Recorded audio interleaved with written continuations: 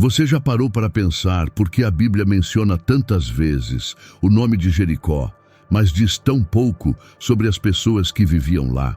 É quase como se os muros falassem mais alto do que os moradores. Como pode uma cidade aparecer mais de 70 vezes nas Escrituras, cruzar séculos, reis e milagres, e ainda assim carregar um silêncio profundo sobre sua alma interior? O que havia por trás dessas muralhas tão imponentes que a Bíblia descreve com tamanha reverência e, ao mesmo tempo, com tanto mistério? Hoje, vamos viajar no tempo, deixar o presente para trás e caminhar pelas trilhas empoeiradas do Vale do Jordão. Entrar por entre palmeiras antigas, atravessar portões de pedra e pisar nas ruas que existiam há 3.400 anos. Vamos descobrir o que realmente acontecia entre as muralhas de Jericó, uma cidade que, aos olhos do mundo, era forte, próspera e indestrutível, mas que, diante de Deus, tremia por dentro. A Bíblia não precisa nos contar tudo com palavras. Às vezes, o que ela escolhe não dizer, fala mais alto. E Jericó é exatamente isso, um eco sagrado entre silêncios e trombetas. Uma cidade envolta em segredos, onde o visível escondia o invisível, onde as muralhas caíram, mas as lições continuam de pé. Preste atenção, porque aquilo que parecia indestrutível ruirá diante dos seus olhos. E você vai entender, não existe fortaleza humana que resista à vontade divina. Jericó não era apenas uma cidade, era um milagre em meio à aridez. Um oásis que desafiava o deserto com sua exuberância inesperada. As Escrituras a chamam de Cidade das Palmeiras, Deuteronômio 34:3. E esse título não era só poético, mas profundamente simbólico, porque onde havia palmeiras, havia água, e onde havia água, havia vida. Imagine as campinas de Moabe, Números 22:1, vastas, planas, ardentes sob o sol do Oriente Médio. De repente, em meio ao cenário seco e castigado pelo vento, surge Jericó, como uma joia verde, pulsando fertilidade e esperança. Era como se Deus tivesse colocado ali um suspiro de misericórdia no meio do deserto. Fontes subterrâneas corriam como veias ocultas, alimentando a terra, permitindo plantações, criação de gado e sombra. As palmeiras se erguiam como torres naturais, apontando para o céu, sinais visíveis de que ali a vida brotava onde a morte reinava. Mas Jericó não era importante apenas por sua paisagem encantadora. Era estratégia pura. Quem controlava Jericó tinha nas mãos as chaves do Vale do Jordão, as rotas comerciais, o trânsito dos exércitos, a porta de entrada para a terra prometida. Jericó era o limiar entre a escravidão e a liberdade, entre o deserto e o cumprimento da promessa. Nenhum viajante, peregrino ou guerreiro passava sem olhar para ela. Nenhum plano de conquista ignorava suas muralhas. Era o último obstáculo e o primeiro território sagrado. E por isso, Jericó se tornaria palco de uma das mais impressionantes manifestações do poder de Deus. Mas Jericó não era apenas bela, era temida. Suas palmeiras dançavam ao vento, mas por trás da paisagem encantadora havia um baluarte impenetrável. A cidade não sobrevivia no deserto apenas por sua fertilidade. Ela dominava o deserto por sua posição estratégica. Construída com precisão cirúrgica em um ponto alto e visível do vale, Jericó era como um sentinela silencioso, observando todos que ousassem se aproximar. Um aviso de pedra aos que pensavam em invadir Canaã. Antes mesmo que qualquer espada fosse desembainhada, Josué envia 2 espiões à cidade. Josué 2:1. Não por precaução, mas por necessidade. Era impossível ignorá-la. Suas muralhas se erguiam como gigantes adormecidos, como braços de pedra, abraçando o orgulho de uma civilização que acreditava ser intocável. O povo de Jericó confiava mais em suas fortificações do que em deuses. Mas essas paredes, tão grossas e elevadas, escondiam algo mais que pedra. Escondiam medo. Raabe, uma moradora da muralha, confessa aos espiões: "O pavor de vocês caiu sobre todos nós." Josué 2:9. No original hebraico, a palavra traduzida como pavor é densa, carregada, quase sufocante. Ela não fala apenas de medo, fala de terror absoluto diante do impossível. Jericó era poderosa, sim, mas aquele povo já sabia que sua ruína havia começado, não pelas armas de Israel, mas pelo avanço invisível da vontade de Deus. E então vem a revelação mais impressionante. Em Josué 6:5, o plano divino para a conquista da cidade inclui algo quase poético. Ao ruírem, as muralhas criariam rampas. Sim, rampas.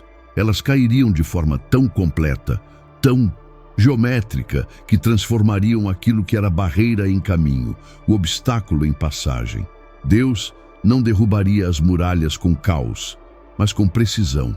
Cada pedra no lugar certo, cada ruína com propósito. Aquelas muralhas eram mais que defesa. Eram o orgulho de uma civilização que acreditava estar acima da interferência divina. E foi justamente esse orgulho que selou seu destino. Mas havia algo ainda mais curioso e inquietante sobre as muralhas de Jericó. A Bíblia revela um detalhe que, à primeira vista, pode parecer apenas arquitetônico, mas que esconde uma realidade humana profunda. Em Josué 2:15, lemos que Raabe morava na muralha. Sim, havia casas construídas sobre a própria fortificação. Pessoas viviam dentro daquilo que deveria protegê-las. E esse fato muda tudo. Imagine viver entre a cidade e o abismo, ter por teto a pedra e por janela o precipício. Aqueles que habitavam as muralhas não moravam ali por escolha, mas por falta de opção. O espaço dentro da cidade era limitado e disputado. As famílias mais influentes e abastadas ficavam no centro, cercadas de conforto e proximidade com os mercados e fontes. Já os esquecidos, os marginalizados, eram empurrados para as bordas, literalmente para as muralhas. Raabe, a personagem mais emblemática dessa história, era uma dessas pessoas. Prostituta, mulher, moradora do muro. Ela reunia tudo o que a sociedade rejeitava. E mesmo assim, ou talvez por isso, foi ela quem Deus escolheu para escrever uma nova história. Isso nos revela uma verdade inquietante. Por trás das pedras havia vidas ignoradas. Dentro das muralhas havia não apenas soldados, mas pessoas quebradas, lutando para sobreviver entre as frestas da cidade que fingia ser impenetrável. As muralhas de Jericó, tidas como símbolos de força, escondiam desigualdade, medo, dor e exclusão. Aquelas paredes que seguravam o orgulho da cidade também aprisionavam os mais fracos. Eram ao mesmo tempo proteção e prisão, altas por fora, mas opressoras por dentro. E quando caíram, não ruíram apenas pedras. Caíram também os segredos, os sistemas injustos, as estruturas que protegiam poucos e ignoravam muitos. Jericó caiu, porque nenhuma cidade erguida sobre o ego e a desigualdade pode permanecer de pé diante de Deus. Nada, absolutamente nada, no Antigo Testamento se compara ao que aconteceu naquele dia, registrado em Josué 6:20. Foi um momento que desafiou todas as lógicas de guerra. Não houve arietes quebrando portões, nem lanças rompendo fileiras inimigas. Não houve força humana, apenas obediência, e foi suficiente. Durante 7 dias, o povo de Israel marchou em silêncio ao redor de Jericó. Um silêncio ensurdecedor. Uma espera que parecia tola aos olhos dos guerreiros. 7 dias de passos, não de batalhas. De fé, não de força. E então, no 7º dia, ao som de trombetas e um único grito coletivo, as muralhas caíram. Não deslizaram, não racharam, não cederam aos poucos. A Bíblia diz com clareza: as muralhas ruíram por completo. Josué 6:20. Em segundos, séculos de fortificação viraram pó. O orgulho de Jericó virou escombros. Aquela cidade que por tanto tempo intimidou caravanas, exércitos e forasteiros, agora jazia exposta, despida de seu maior trunfo. a ilusão da invencibilidade. Foi mais do que uma queda militar, foi uma queda espiritual. Um colapso não apenas de pedras, mas de pretensões humanas diante do poder absoluto de Deus. Era como se o próprio céu gritasse: não há fortaleza que resista à minha vontade. Não foi uma estratégia de guerra, foi um ato de juízo divino. Cada trombeta, cada passo, cada volta ao redor da cidade, tudo fazia parte de um ritual de obediência que culminou em um milagre visível. Deus não apenas derrubou muros, ele revelou quem estava no comando da história. Naquele instante, o mundo conheceu um novo tipo de conquista, não pela espada, mas pela fé. E Jericó, com toda a sua imponência, aprendeu uma lição eterna. A fortaleza que não se rende a Deus cairá. No meio de uma cidade prestes a ser destruída, apenas uma voz ecoou entre as pedras. Em toda Jericó, com seus soldados, comerciantes, famílias e sacerdotes, apenas um nome ganhou destaque eterno nas páginas da Bíblia: Raabe. Ela não era nobre, nem rica, nem respeitada. Ela era uma prostituta, Josué 2:1. E a Bíblia não suaviza esse fato, não a esconde, não a reescreve. A chama pelo que era: Zoná, uma mulher que, para sobreviver, vendia o próprio corpo. E é justamente isso que torna sua história tão poderosa. Porque Deus não a ignora, não a condena, Deus a escolhe. Raabe vivia onde ninguém queria viver, sobre a muralha, no limite entre a cidade e o abismo. E foi ali, naquele lugar desprezado, que Deus escondeu 2 espiões israelitas. Sua casa se tornou refúgio, sua janela uma saída, e sua fé uma confissão que até hoje estremece o coração de quem lê: o Senhor vosso Deus é Deus em cima nos céus e embaixo na terra. Josué 2:11. Essa frase não veio de um sacerdote, nem de um profeta, mas de uma prostituta cananeia. Como ela sabia tanto sobre o Deus de Israel? A resposta está em Josué 2:10. Porque ouvimos o que o Senhor fez. As histórias de milagres, de libertações do Mar Vermelho se espalharam. E enquanto a cidade inteira ouvia e temia, Raabe ouviu e creu. Ela não era apenas uma sobrevivente, era uma crente solitária no meio de uma multidão incrédula. E por isso, Deus a honrou. A marca do seu pacto foi simples, mas profunda. Uma corda vermelha pendurada na janela. Josué 2:18. Um fio escarlate que salvou sua casa, assim como o sangue nos umbrais salvara os hebreus no Egito. A cor do resgate, a cor da promessa, a cor do sangue que ainda viria na cruz. Quando Jericó caiu, tudo ruiu, menos a casa de Raabe. Ela e toda a sua família foram poupadas. Josué 6:23. Mas sua história não termina aí. Anos depois, a mesma mulher desprezada pela sociedade foi recebida entre o povo de Deus, casou-se e de sua linhagem nasceu Jesus Cristo. Mateus 1:5. Raabe, a prostituta, tornou-se ancestral do Salvador do mundo. Deus não a escolheu apesar de sua história. Ele a escolheu justamente por ela, para mostrar que não há passado que impeça o futuro que ele deseja escrever. Mas o fim de Jericó não foi realmente o fim, porque a cidade das palmeiras, mesmo após ser completamente destruída, voltaria à cena e cairia uma segunda vez. Não com o estrondo de trombetas, mas com o sussurro cruel da opressão. Séculos depois, em um capítulo sombrio da história de Israel, as Escrituras registram em Juízes 3:12 e 13 que os israelitas mais uma vez se desviaram do Senhor. E como consequência, Eglon, rei dos Moabitas, foi levantado por Deus como instrumento de juízo. E o que ele fez? Invadiu a terra prometida e tomou Jericó. Mas agora a história estava de cabeça para baixo. A fortaleza que outrora havia desmoronado com um sopro divino, agora reerguida, se tornava uma prisão para o próprio povo de Deus. As muralhas que antes desabaram pela fé, agora se erguiam para aprisionar os fiéis. Os israelitas, que um dia cercaram aquela cidade em nome da liberdade, agora estavam cercados dentro dela, como escravos. Eglon não foi apenas um invasor, foi um usurpador. Ele fez de Jericó sua capital. Dali, ele cobrava impostos, dominava as rotas comerciais, explorava os campos férteis, transformou a cidade num trono de dominação estrangeira. O local que um dia representou a vitória da fé virou símbolo da derrota do espírito. Durante 18 longos anos, Israel viveu o silêncio da derrota. Um silêncio pesado, um silêncio de servidão.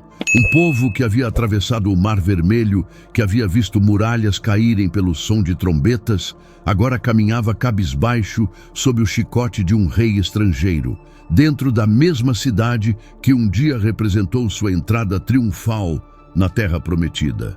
Jericó, a mesma cidade onde Deus demonstrara seu poder de forma tão clara, agora testemunhava o que acontece quando o povo se afasta dele. A fortaleza caída foi reconstruída por mãos humanas, mas, sem a presença divina, se tornou novamente uma armadilha. E mais uma vez, o palco estava armado. E Deus não tardaria em intervir. Mas Deus não esquece os seus. Ele pode permitir o cativeiro, mas jamais abandona a promessa. E quando o clamor do povo sobe aos céus, a resposta desce em forma de libertação. E então surge um nome até então desconhecido: Eude, o improvável escolhido, um homem da tribo de Benjamim, um canhoto em uma cultura que exaltava a mão direita. Mas em suas mãos havia algo escondido, uma espada curta, forjada para o lado contrário da maioria, e uma missão secreta nascida no coração de Deus. Juízes 3:15. O plano era arriscado, mortal. Eude se infiltra no palácio de Jericó, disfarçado de súdito obediente. Carregava tributos ao rei opressor, Eglon, como se fosse apenas mais um servo submisso. Mas, em seu interior, fervia um propósito divino. Ao ficar a sós com o rei, Eude pronuncia uma frase que ainda arrepia quem a lê: "Tenho uma palavra secreta para ti, ó rei." Juízes 3:19. O silêncio se instala, o rei curioso despede os servos, o quarto se fecha, e no espaço sagrado entre o engano e a verdade, a justiça de Deus encontra seu alvo. Com um movimento rápido, Eude saca a espada da coxa direita e crava profundamente no ventre de Eglon. A Bíblia não poupa detalhes. A gordura cobriu a lâmina, de modo que não pôde retirar a espada do ventre e a sujeira saiu. Juízes 3:22. É uma cena intensa, brutal, simbólica. O opressor cai, e com ele cai também o domínio moabita. Mas Eude não para ali. Ele foge em silêncio, com precisão. Desce de Jericó e convoca o exército de Israel. A coragem de um homem desperta uma nação inteira. E o povo se levanta. E o inimigo cai. E Jericó, mais uma vez, é liberta. Na mesma cidade onde trombetas derrubaram muralhas, agora um ato silencioso de fé e astúcia derruba um rei tirano. É como se Deus dissesse novamente: eu continuo no controle. Ainda sou o Senhor da história. E mesmo quando tudo parece perdido, eu preparo libertação onde ninguém vê. Mas essa ainda não seria a última vez que Jericó testemunharia o impossível. A cidade marcada por milagres ainda teria um papel nos planos eternos do Deus que transforma ruínas em redenção.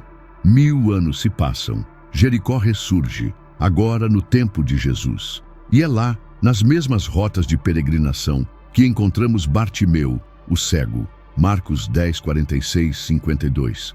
Mendigando à beira do caminho, ele clama por misericórdia. Ignorado por muitos, mas não por Jesus. Que queres que te faça? Pergunta o Messias. Que eu veja. E ele viu. Em Jericó, onde caíram muralhas, agora se abriam olhos, mas havia mais. Zaqueu, rico, chefe dos publicanos, pequeno em estatura, gigante em rejeição, subiu numa árvore para ver Jesus passar. E o que aconteceu? Lucas 19:5 traz as palavras que chocaram a multidão. Zaqueu, Desce depressa, porque hoje me convém pousar em tua casa. O homem mais odiado recebeu o Salvador. E sua resposta: restituição, generosidade, arrependimento.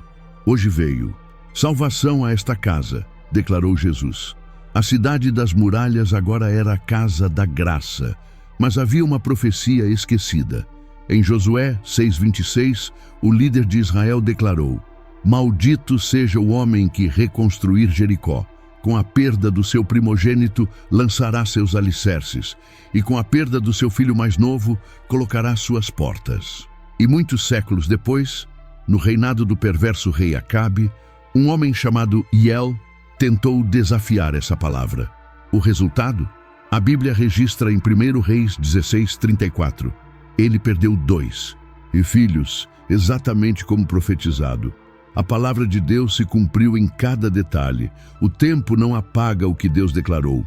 Jericó hoje é apenas ruínas, suas muralhas são pó, seus reis esquecidos, mas suas lições eternas. Jericó nos ensina que não existe fortaleza capaz de resistir ao poder de Deus, que Ele escolhe os improváveis para sua obra, que Ele cumpre suas promessas, tanto as de juízo quanto as de misericórdia, que onde houve destruição, Ele pode operar restauração. Onde caíram pedras, pode nascer fé. Onde houve medo, pode florescer esperança. Jericó está dentro de cada um de nós. São as muralhas que construímos para nos proteger. Orgulho, pecado, incredulidade. São os gritos que abafamos como Bartimeu, os galhos em que subimos como Zaqueu, ou o fio escarlate de fé como Raabe. Mas Deus ainda derruba muralhas, ainda vê o invisível, ainda cumpre cada palavra. Se você entende que nenhuma fortaleza é segura diante do poder de Deus, comente: as muralhas caem. E se você crê que Ele pode transformar até mesmo as ruínas da sua história, comente: Deus me restaura.